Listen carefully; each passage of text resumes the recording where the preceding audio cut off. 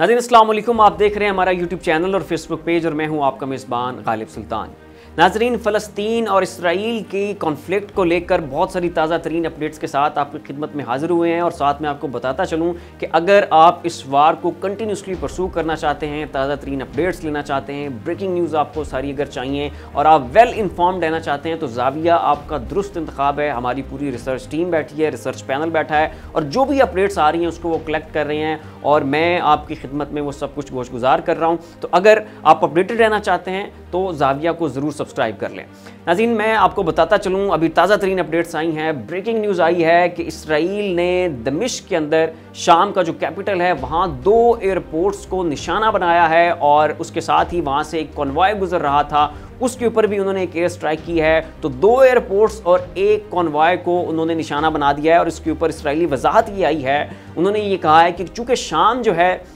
यहाँ पे Iranian backed government है, यहाँ पे बशार अल असद की हुकूमत है और ये सारा का सारा ईरान की प्रॉक्सी है, यहाँ पे ईरान की सपोर्ट बहुत ज़्यादा है और ये सारे मिलके हिजबुल्लाह का गठजोड़ और हमास की मदद और यहाँ पे जिन ये पॉइंट्स को हमने निशाना बनाया है, यहाँ से भी हमें एक्सपेक्टेड था कि अन करीब कोई कार्रवाई होने वाली है, यहाँ पे कोई ऐसा एम्यूनिशन पड़ा है। तो उन सारे कॉन्टेक्स्ट को मद्देनज़र रखते हुए हमारे पास पक्की खबर थी, पक्की रिपोर्ट थी और हमने इन 2 एयरपोर्ट्स और उस कॉन्वॉय को निशाना बना दिया ताकि इन पॉइंट्स से इसराइल जो है वो महफूज रहे। ये कहना था नाजरीन, उन एयर स्ट्राइक्स के करने पर ये इसराइल की जानिब से वजाहत आई है।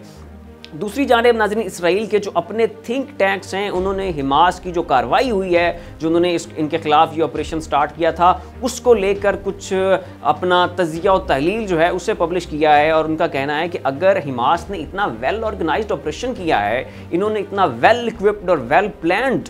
एक वार का ये जो सारा महाज हमारे अगेंस्ट खोला है, तो उसके लिए इन्होंने जनाब पैराग्लाइडर्स यूज़ किए, इन्होंने ज़मीनी रास्ते से उस फेंस को तोड़ा, फिर इन्होंने रॉकेट्स दागे, फिर उन्होंने वहाँ पे कंसर्ट को निशाना बनाया, फिर ये लोगों को यरगमाल बना के ले गए।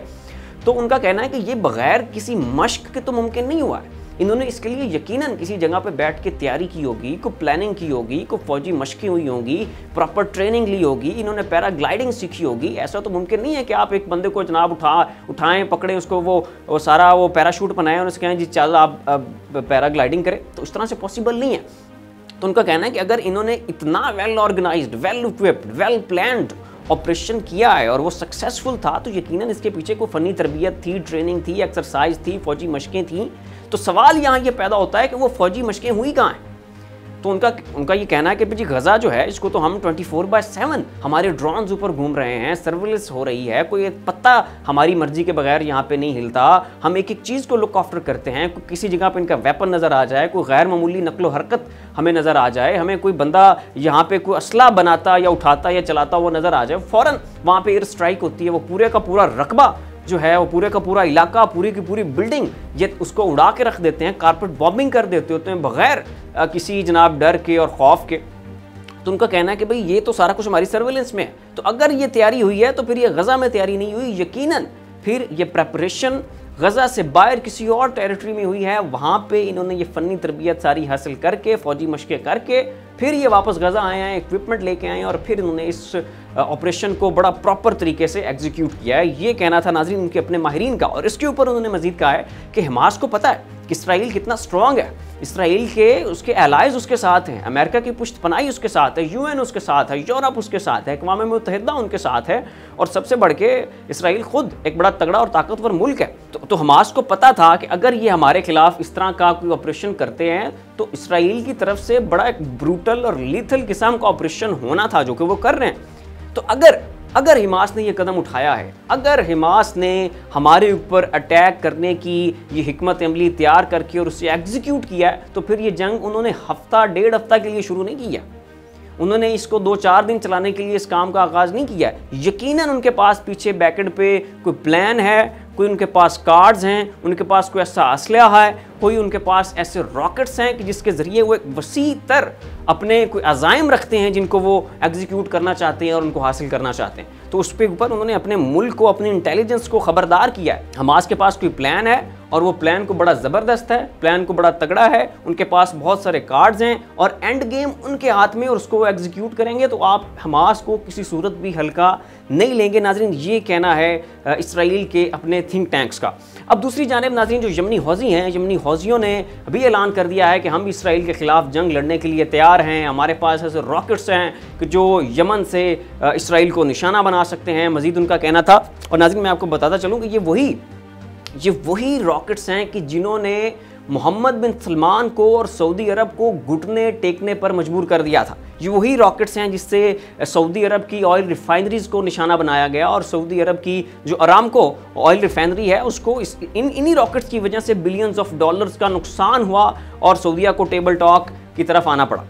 तो ये वही ईरानी साख्ता मिसाइल हैं और यही मिसाइल अब उन्होंने कहा है कि ये इसराइल तक वार करने की सलाहियत रखते हैं और हम इन्हें इस्तेमाल करेंगे। दूसरी जानिब हिजबुल्लाह, तो हिजबुल्लाह के पास भी वही ईरानी साख्ता मिसाइल हैं, उन्होंने भी ना सिर्फ कार्रवाइयाँ शुरू कर दी हैं और साथ में उन्होंने धमकी भी दी है कि हम इसराइल के किसी भी हिस्से को निशाना बना सकते हैं, हमारे पास मिसाइल मौजूद हैं, तो इसराइल इसके लिए जो है वो तैयार रहे, आमादा रहे। फिर नाज़रीन, जो सीरिया की गुलान हाइट्स है वहाँ से भी इसराइल के अगेंस्ट कुछ कार्रवाइयाँ देखने में आई हैं, जो कि इसराइल ने रिपोर्ट किया है कि गुलान हाइट से भी हमारे अगेंस्ट गोला बारूद जो है वो फेंका गया है और वहाँ से भी कोई मिसाइल अटैक के जो है वो चीज़ें देखने में आई हैं। तो आप देखें कि एक तरफ हिजबुल्लाह है, दूसरी तरफ से यमनी हौज़ी हैं, एक तरफ से सीरिया है और फिर आप देखें कि इब्राहिम रईसी जो हैं उन्होंने मोहम्मद बिन सलमान को कॉल की और उस कॉल में ये 45 मिनट इन्होंने बात की। आप देखें कि ये इतने बड़े राइवल्स, अब 2-3 साल पीछे अब जाएं तो कोई इम्कान ही नहीं था कि ये भी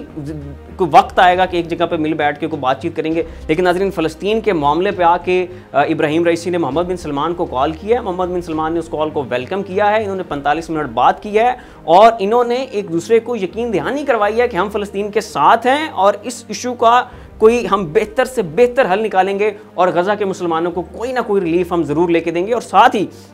मोहम्मद बिन सलमान ने बड़ा क्लियर कर दिया कि हम जो है वो इसराइल के साथ अपने रिलेशनशिप नॉर्मलाइज करने की जानिब नहीं बढ़ रहे। तो नाज़रीन, आप देखें कि मोहम्मद बिन सलमान, सऊदी अरब, ईरान, कतर, आप चाइना को देख लें, आप रशिया का स्टांस इसके ऊपर देखें। रशिया को तो पहले ही गुस्सा चढ़ा हुआ था वेस्ट पे, यूक्रेन के मामले पे जिस तरह से उन्होंने यूक्रेन को फ्यूल किया है पूरे वेस्ट ने मिल के, अमेरिका ने मिल के, और इन्होंने जिस तरह से एड्स उनको दी हैं, तो पुतिन को तो पहले ही ताप चढ़ी हुई थी और गुस्सा था और वो तो तलाश में था कि मुझे कोई मौका मिले मैं इनके खिलाफ कार्रवाई करूं।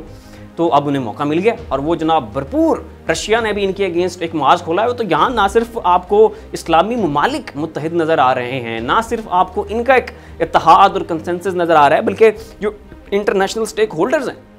जिनमें चाइना, रशिया, वेनेजुएला और एंटी अमेरिका जो पूरे का पूरा ब्लॉक है वो नज़र आ रहा है।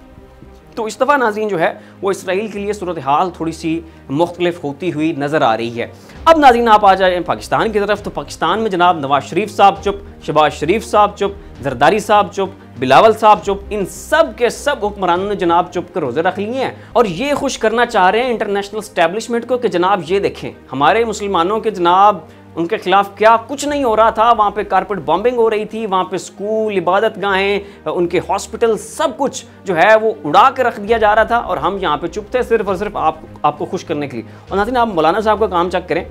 कि वो ये कह रहे हैं वहाँ पे गज़ा के मुसलमानों की इलेक्ट्रिसिटी बंद है, उनकी खुराक बंद है, उनका पानी बंद है, उनके खिलाफ इंसानी हकूक़ की वो सारी के सारी धज्जियाँ उड़ाई जा रही हैं, इबादत गाहें, स्कूल, उनके वो सारे वो हॉस्पिटल्स, उनको वो निशाना बना रहे हैं। और ये जनाब मौलाना साहब कह रहे हैं अपने फ़लस्तीनी भाइयों से कि आप जो है वहाँ पे इंसानी हकूक़ की खिलाफ वर्जियाँ ना करें और इसराइलियों के हकूक़ का ख्याल रखें। लेकिन बहुत से लोग होते हैं वो मज़हब को एक एज अ टूल यूज़ करते हैं, उससे वो अपना इन्फ्लुएंस बढ़ाते हैं, उससे वो पावर गेन करते हैं, लेकिन हर एक शख्स के अंदर कहीं ना कहीं जाके बुनियाद में अपने उस रिलीजन से कहीं ना कहीं कोई अफेक्शन मौजूद होती है, या वो उसका एक असूली मौक़िफ़ होता है उनके अपने मज़हब का, या उसके कुछ रेड लाइंस होती हैं उनको वो कभी अबूर नहीं करते। तो इस्लाम का अपने सियासी मकासद के लिए इस्तेमाल तो होता आया है, लोग करते आए हैं, लेकिन कहीं ना कहीं जाके एक रेड लाइन होती है। हर एक रिलीजन को एक्सप्लॉइट करने वाले शख्स के अंदर भी एक रेड लाइन होती है, वो कहता है कि यार इस मौक़िफ़ के ऊपर या इस चीज़ के ऊपर मैं सियासत नहीं करूँगा, या यहाँ पे मैं पता खेलने की कोशिश नहीं करूँगा, क्योंकि ये तो असूली मौक़िफ़ है, यहाँ पे तो मैं जनाब 2 नंबरी नहीं कर सकता। तो अगर आप मौलाना साहब की अपनी मजहबी हालत का अंदाज़ा करें, इनके अंदर दीन के उस खलूस और उसकी मोहब्बत और मुसलमानों से प्यार का आप ये अंदाज़ा करें कि ये इंटरनेशनल इस्टेब्लिशमेंट को खुश करने के लिए इस हद तक चले गए हैं कि वो लोग जो मैसूर है, जो ओपन एयर प्रिजन बन चुका है, जिनके ऊपर बॉम्बिंग हो रही है, कारपेट बॉम्बिंग हो रही है, सब कुछ उनका बंद हो गया, वो वहां पे मैसूर हैं, ये उन्हीं को कह रहे हैं कि आप इसराइलियों के हकूक का ख्याल रखें। सुभान अल्लाह। तो वाहिद एक शख्स जो इन मुसलमानों की आवाज़ था, जो इनके लिए बोलता था, जो जिसका एक बड़ा क्लियर कट स्टैंस था इसके ऊपर, और क़ायद आज़म का जो बयान था कि जी फ़लस्तीन जो है उसका वो एक आज़ादाना उसका तशख़्ख़ुस है, इसराइल के साथ हम कभी भी नहीं है, और वो यहाँ तक कहते थे कि जी ये टू स्टेट सोल्यूशन नहीं निकलना। कहाँ के टू सोल्यूशन की बात आप करते हैं, ये फ़लस्तीनियों की जगह है, उन्हें मिलनी है। तो एन उसी असूली मौक़िफ़ के ऊपर जो शख्स कायम था, जिसने आवाज़ उठानी थी, वो बिहाइंड द बार्स है, और किसी हद तक उसके बिहाइंड द बार्स होने की वजह भी यही है। तो नाज़रीन, फिल वक्त इतना ही। ऐसी मज़ीद अपडेट्स देखने के लिए देखते रहिए हमारा यूट्यूब चैनल और फेसबुक पेज। अपना और अपने अजीज़ व क़ारिब का ख्याल रखिएगा। इसी के साथ अपने मेज़बान को इजाज़त दीजिए। अल्लाह हाफ़िज़।